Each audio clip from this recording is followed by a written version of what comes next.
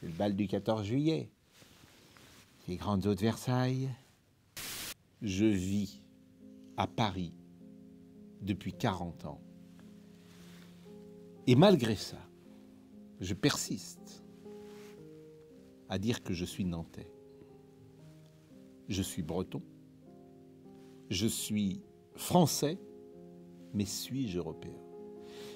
Existe-t-il un attachement viscéral, physique, sentimental à cette Europe comme il existe un amour pour la ville, pour la province, le pays où je suis né?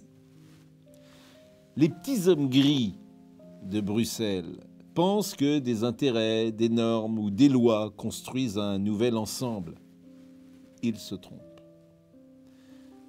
On n'a jamais vu un parlement enfanter un peuple. À l'Union européenne, il manque l'imaginaire. C'est essentiel, l'imaginaire. C'est une chanson de Trenet. C'est le bal du 14 juillet. Les grandes eaux de Versailles. Je me sens peu concerné par la vie d'un Estonien de Tallinn quand les malheurs des Calaisiens, après les inondations, ont touché mon cœur. Rome et Athènes ont forgé une culture européenne que le temps des cathédrales, puis celui des Lumières, ont parachevé. L'Europe a dominé le monde, elle n'était pas unie.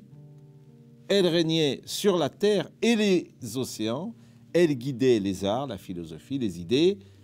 Je préfère l'Europe des Lumières à celle des technocrates. Dante, Goethe ou Voltaire ne siégeaient pas à Bruxelles.